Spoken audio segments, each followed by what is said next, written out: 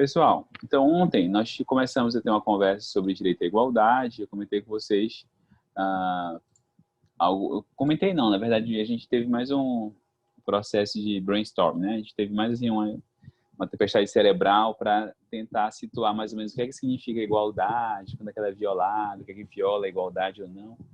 Hoje nós vamos ter uma exposição mais sistemática, não é? Bem, quando a gente fala de direito à igualdade, o primeiro desafio é dizer o que é igualdade, não é? O que é que eu consigo definir como igualdade? Como eu já comentei com vocês, a nossa realidade fática, a nossa realidade real, né? Nossa realidade diária, ela é marcada por diferenças. As pessoas não são iguais, as pessoas são diferentes. A gente pode dizer, não, biologicamente nós somos da mesma espécie. Ok, você pode falar isso. Mas, no geral, nós somos diferentes. Nós temos histórias, nós temos contextos, nós temos preferências, nós temos ideias diferentes. Então, a realidade concreta é a diferença, não é a igualdade. A igualdade ela existe no plano teórico, no plano jurídico, no plano político, mas no plano real, concreto, fático, o que prevalece é a diferença. Então, nós temos que entender o que é igualdade e o que é esse direito à igualdade, já que é impossível, não existe uma sociedade plenamente igual. Não existe. Então, olha só, primeira coisa, a gente vai chamar de igualdade perante a lei. O que é igualdade perante a lei? A igualdade perante a lei é aquela igualdade que impede que o Estado dê um tratamento preferencial, privilegiado a alguém. Pela igualdade formal, pela igualdade perante a lei, todos devem receber das instituições públicas, governamentais, do Estado, o mesmo tratamento. Ninguém pode ser privilegiado no Estado. Então, eu, ou sei lá, um banqueiro, se nós precisarmos ir ao Detran, o Detran tem que dar o mesmo tratamento aos dois. O Detran não pode... O Detran é um exemplo, tá? Pode fazer diferença. De novo, não devem ser dados tratamentos privilegiados a ninguém. Essa é uma máxima da igualdade formal, ou da igualdade perante a lei. Tá bom? Bem, esse é um lado, isso é muito importante, tá? Nunca desprezem esse plano da igualdade. Igualdade formal, igualdade superada. Não, essa igualdade é muito necessária e ela é o pilar contra processos discriminatórios. Então, pessoas não podem ser discriminadas em razão de alguma condição sua. Elas não podem sofrer um prejuízo em razão de uma condição sua. Todo tratamento deve ser dado da mesma forma a todos. A segunda, no entanto, é sempre vista como, isso sim é igualdade. Também é uma outra face da igualdade, que é chamada igualdade em sentido material ou a igualdade por meio da lei. Que é expressa numa máxima, que a gente chama de a máxima aristotélica, né? A igualdade consiste em tratar igualmente os iguais e desigualmente os desiguais na medida da sua desigualdade. Qual é a ideia aqui da igualdade material? As pessoas não são diferentes? São. Essas diferenças que existem, elas muitas vezes não são prejudiciais? São. Então, muitas vezes, não basta ao Estado dar o mesmo tratamento. Ao contrário, em muitos casos, quando o Estado dá o mesmo tratamento, esse mesmo tratamento ele acaba prejudicando a pessoa mais desfavorecida. Então, exemplo disso é o direito do consumidor. Se o Estado der para mim o mesmo tratamento que ele dá para a Apple, ou se ele cobrar de mim, vamos supor, processo a Apple, se o Estado cobrar de mim o mesmo que ele cobra no sentido de exigência, né? Ele faz para mim as mesmas exigências que ele faz para a Apple, isso não vai dar problema? Isso não vai acarretar um problema de justiça? Vai. Então, olha só, mesma situação do direito de trabalho, O Estado não pode tratar também todos da mesma forma, porque isso causa problemas, isso causa, de novo, agrava situações fáticas que já são delicadas. Tá, então a gente tem que encontrar um meio termo entre a igualdade formal e a igualdade material.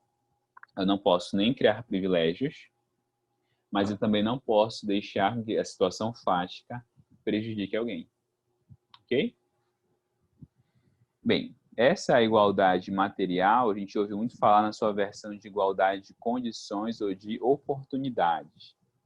E aqui vai ter uma gama variada de concepções, né? O que é igualdade de condições, como alcançar, o que são oportunidades, enfim, não quero entrar tanto nessa discussão.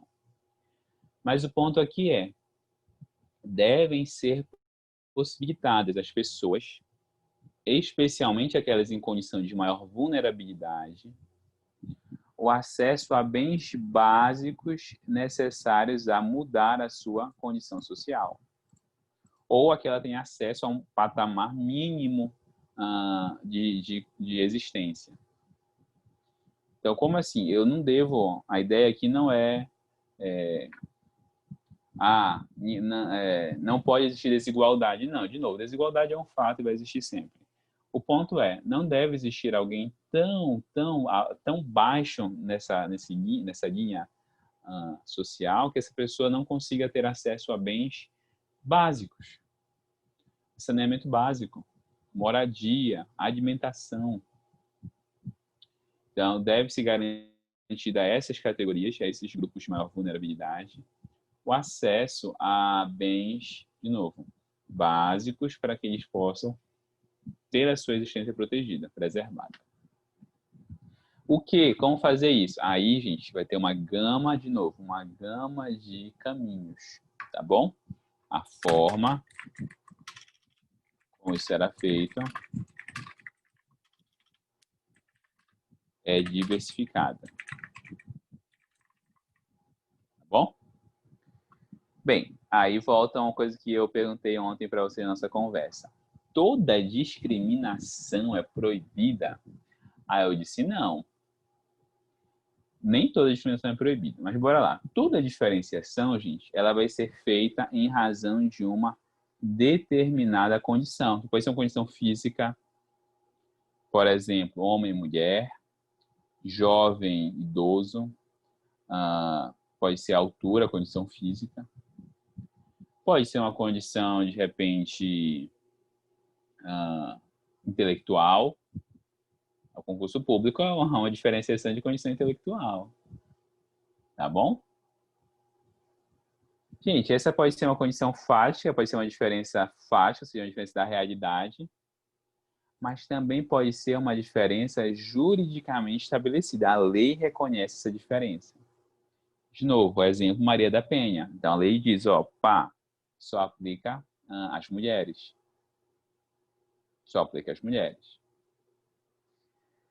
Gente, toda diferença, então, existe, né? E vai ser feita em função de certo critério.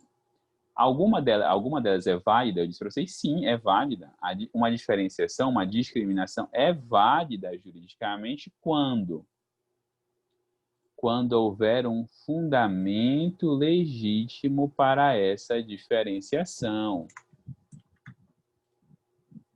Ok? A regra é que não existem diferenças, mas se houver um fundamento legítimo para essa diferenciação, ela será admitida. Por exemplo, quando ela ajuda a reduzir as desigualdades. Tá bom? Se for um fundamento legítimo.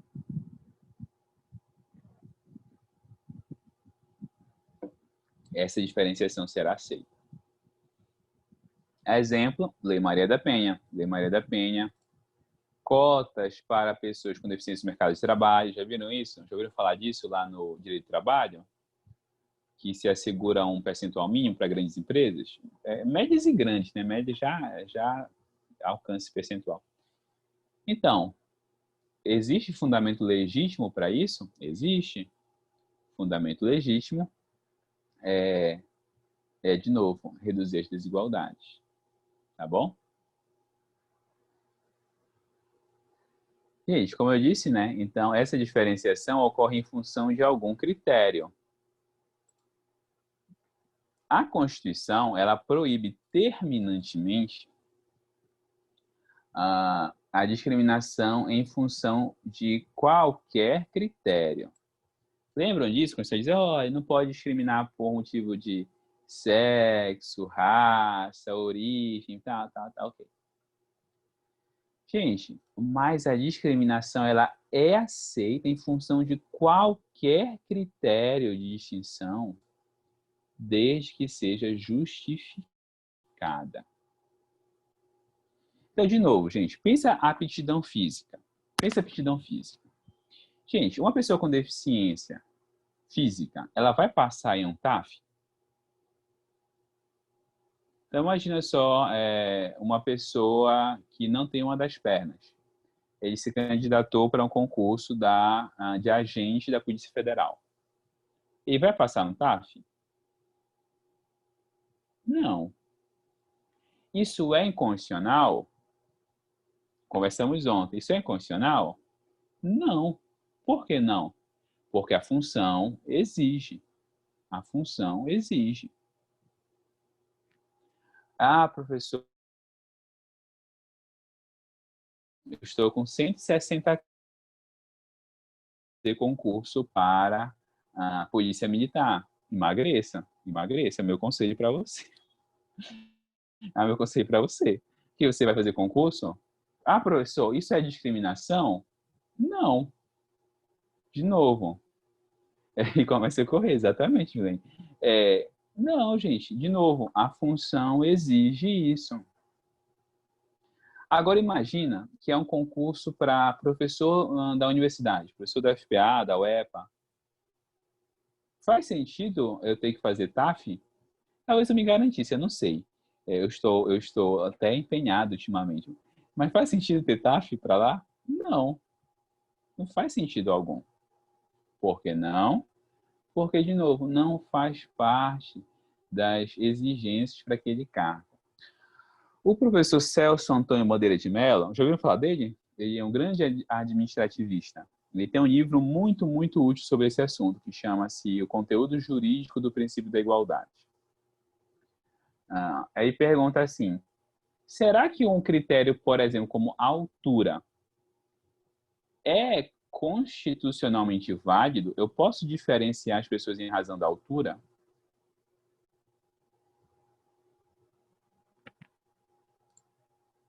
Aí você vai assim, nossa, professor, não. Ou ele disse assim, vou dar um exemplo.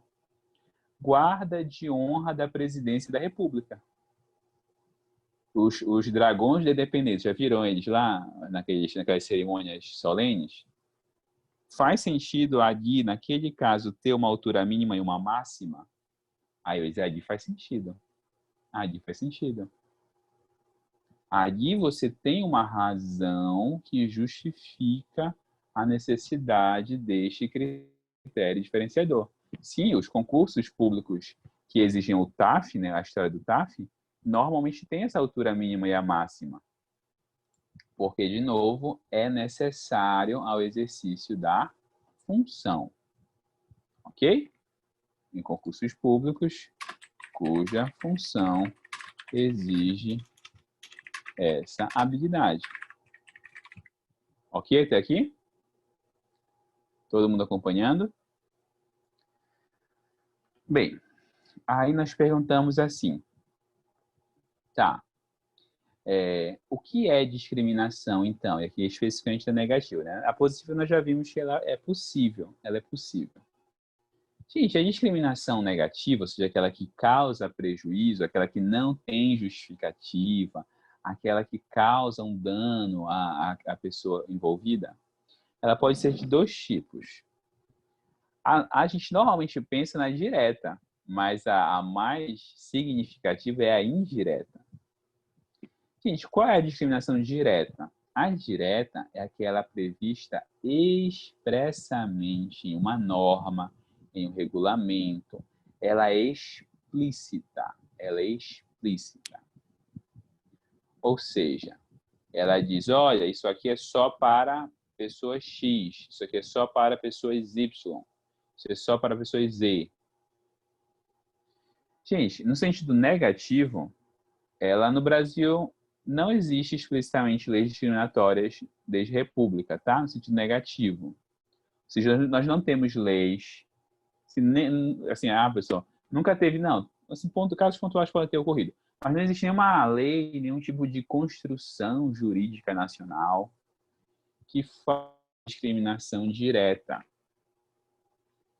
Só para a gente comparar com os Estados Unidos, que teve discriminação direta. Lá você tinha, efetivamente, bairros só para brancos, bairros só para negros, hotéis só para brancos. Então, olha só, você tinha lá uma estrutura toda oficialmente, explicitamente organizada de forma discriminatória.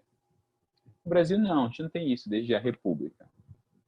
Mas no Brasil, nós conseguimos muito frequentemente ver discriminação indireta. O que é discriminação indireta? É aquela que, embora não seja expressamente prevista, ela ocorre na prática. Ela não é expressamente prevista em nenhum lugar, mas ela se manifesta em concreto, ela se manifesta na realidade social. No caso, a gente está falando aqui do direito, né? Ela ocorre normalmente na hora da aplicação da norma. Então, por exemplo, a gente sempre, quando a gente vai estudar criminologia, né, a gente sempre vê assim, tem a criminalização primária da norma e tem a secundária, que é aquela do agente da lei.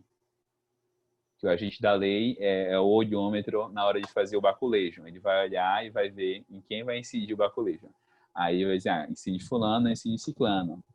Esse normalmente é um critério, muitas vezes, não estou dizendo sempre, né, é um critério discriminatório. Tá? É na hora da aplicação da norma. Bem, embora não existam normas que oficialmente realizem isso no Brasil, né, essa é uma discriminação bastante frequente. Um teste que a gente faz para verificar essa discriminação indireta é o chamado teste do impacto desproporcional. O que é esse impacto desproporcional? Então, olha só, às vezes você pega a lei e a lei diz, nossa, a lei pegou lá o critério A, B e C. Beleza, A, B e C. E aí você lê e diz, essa lei não é discriminatória, porque ela está tratando todas de uma forma objetiva. Ela está tratando todas de forma objetiva. Então, ela não restringe, ela não incide só sobre um grupo.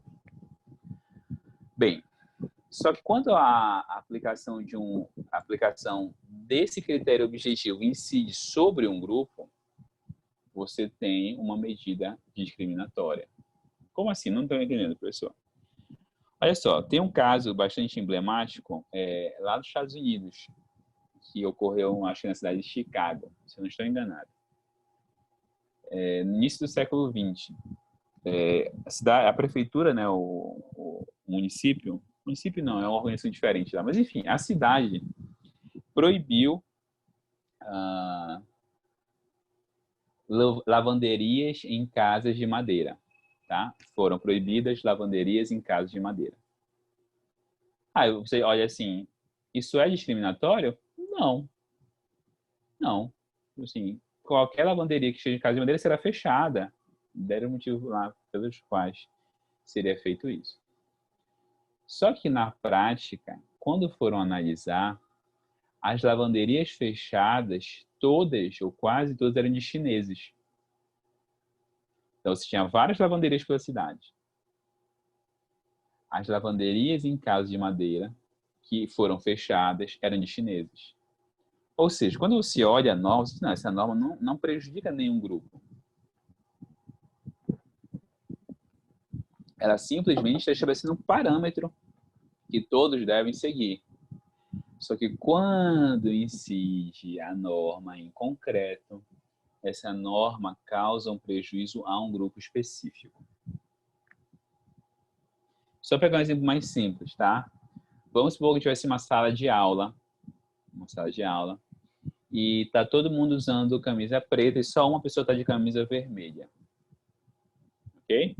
E aí eu, sei lá, faço um sorteio vou fazer um sorteio, mas só vai valer o sorteio para quem estiver de camisa preta. Ou não, para quem estiver de camisa vermelha, para ser bem direto. O que foi que eu fiz?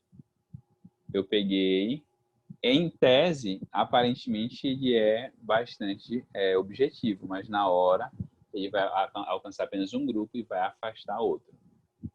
Outro exemplo, imagina, se eu não me engano, foi uma empresa de transporte, mas eu não lembro, uma empresa nos Estados Unidos, metade do século passado, meados do século passado.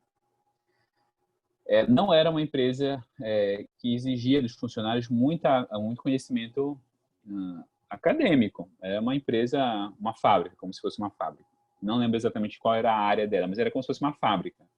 Então, assim, exigia que você tivesse domínio técnico lá dos equipamentos e tal. E aí, disseram, olha, nós vamos oferecer uma promoção para todo mundo que tiver ensino médio. Todo mundo que tiver ensino médio vai receber uma promoção. Só que qual é o problema? Naquela fábrica, só quem tinha ensino médio eram os brancos.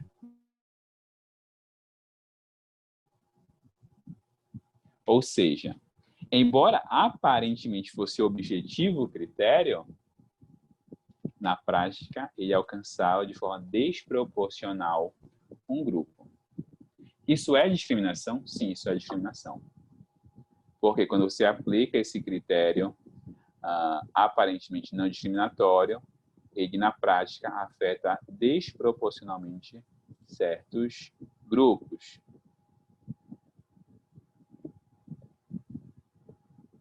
Essa é uma excelente pergunta, Milene. Então, olha só, lembra, aqui a gente teria que ver, é justificável ou é injustificável? Porque a primeira pergunta que a gente tem que fazer é se existe justificativa ou não. Se existir, é válido. Se não existir justificativa, é inválido. Tá certo? O grande ponto não é... Sim, existe uma diferenciação, está certa. Quando eu pego lá a norma da separação obrigatória em razão da idade, separação obrigatória de bens em razão da idade, essa é uma norma que estabelece uma diferenciação? Sim. Só que isso não significa automaticamente que viola a igualdade. Tem que perguntar, existe justificativa para isso? A minha resposta é não. Eu acho que não existe. Essa também é a posição do ex-ministro César Peluso. Eu acho, concordo com ele, que isso fere completamente a capacidade de gestão da sua vida de um idoso. Um idoso de 70 anos, a maioria deles, hoje, né, é plenamente consciente. É plenamente consciente. Então, sim, seria uma diferenciação direta, injustificável. Injustificável, porque ela não tem nenhum tipo de fundamento. É para evitar o golpe do baú. Gente, mas o dinheiro é dele. Se quiser deixar ainda, pode deixar? Enfim, apenas essa é a minha posição, né? Então, assim, é uma diferenciação, ponto, mas isso não gera automaticamente violação da igualdade. Tem que discutir se tem justificativa válida ou não. Eu acho que não tem, e essa é a minha defesa, tá bom? Os argumentos que me trouxeram já, eu acho que são fracos, principalmente esse é o mais forte. Não, é o golpe do baú, vai ter a mocinha novinha que vai enganar o senhorzinho lá e vai ficar com o dinheiro dele. O dinheiro é dele, gente, ele sabe disso, tá? Enfim, eu não acho que deveria haver esse tipo de intromissão na vida privada das pessoas. Eu já fui professor de direito de família, eu sou professor de civil, né? A minha área mesmo de direito civil é direito das coisas. Mas eu já ministrei, acho, 2 semestres de direito de família. Mas eu não dou para ministrar direito de família. Por quê? Porque eu sou contra a excessiva intervenção do Estado na vida das pessoas, gente. E direito de família brasileiro é um monte de intervenção, é o Estado decidindo um monte de coisa para as pessoas. Eu não dou porque eu não concordo com essas coisas. Pois é, só que aí esse é o ponto, né? O dinheiro dos herdeiros só existe herança de pessoa morta. Enquanto ele for vivo, se ele quiser tocar fogo no patrimônio dele, ele toca. É esse o ponto. Né? Quem diz, tem que preservar o direito dos herdeiros, mas não existe herança de pessoa viva. De novo, se ele quiser gastar, sei lá, distribuindo o dinheiro dele, ele pode, desde que ele não se conduza a uma condição de pródigo, né? Mas, de novo, assim, vamos só voltar ao ponto aqui, porque essa discussão acaba indo longe. Tá? Bem, Gente, tem alguns casos emblemáticos sobre a situação do direito à igualdade. Ah, sobre essa teoria do impacto desproporcional, gente, tem um filme que eu gosto muito de recomendar. Se a gente estivesse no presencial, a gente assistiria em sala. Eu sempre levo aí para assistir porque realmente vale a pena. O nome do filme é Estrelas Além do Tempo. Vocês já ouviram falar desse filme? Estrelas Além do Tempo.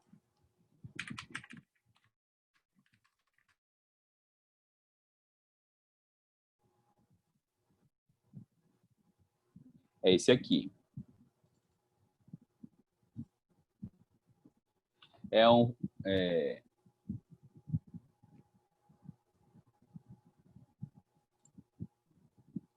Esse filme, gente, ele é um filme... Eu não sei como postar. Eu posso deixar lá a dica para vocês assistirem, mas não tem como postar. Esse filme, ele é um filme que narra a vida, é baseado em fatos reais, tá? Não é ficção, não, é baseado em fatos reais. A vida de 3 mulheres negras americanas que trabalhavam na NASA. E, assim, as lutas delas, que eram uma luta dupla. Primeiro, porque elas eram negras na época da segregação racial, que a gente vai conversar, e porque elas eram mulheres.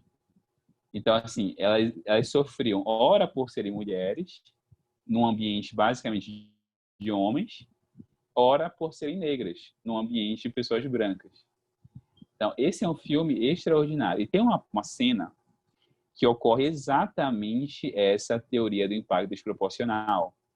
Porque uma delas que trabalha com pesquisa... Opa, travou? Não. Uma delas que trabalha com pesquisa vai se candidatar para uma promoção. Então, tem uma promoção lá para um cargo X, ela vai se candidatar. E ela cumpre, ela tem graduação, ela cumpre todos os requisitos, né? E aí chegam para eles, olha, você não pode concorrer. Por que não? Porque você não tem uma pós-graduação X. Mas aí, como eu vou ter se este curso é só para brancos? Aí a resposta não é paciência. As regras são as regras. Ou seja, você pode concorrer ao cargo desde que você tenha um curso X. Só que o curso X só é feito para pessoas brancas. Ou seja, ela foi privada dessa promoção. Muito legal o filme, vale a pena realmente vocês assistirem. E aí, já emendo com essa situação desses casos emblemáticos. Um dos casos mais emblemáticos é uma doutrina americana chamada separados, mas iguais, separate but equal, que é a doutrina de segregação que durou até meados do século XX, que é a grande oposição do Luther King, né, do Martin Luther King. Segundo essa teoria, não violava a igualdade o tratamento diferenciado entre brancos e negros, desde que fossem oferecidos os mesmos serviços, ou seja, podia ter escolas para brancos e escolas para negros, só brancos e só negros, desde que houvessem 2 escolas. Gente, isso é muito problemático, e 2, na prática era problemático, porque não eram oferecidos os mesmos serviços. Então, você tinha bibliotecas para brancos e bibliotecas para negros. E não tinha quase nada biblioteca para negros. As escolas para negros eram péssimas. E por aí vai. Tá? Então, a qualidade de serviços não era a mesma. O que, de novo, agravava a situação de discriminação das pessoas negras.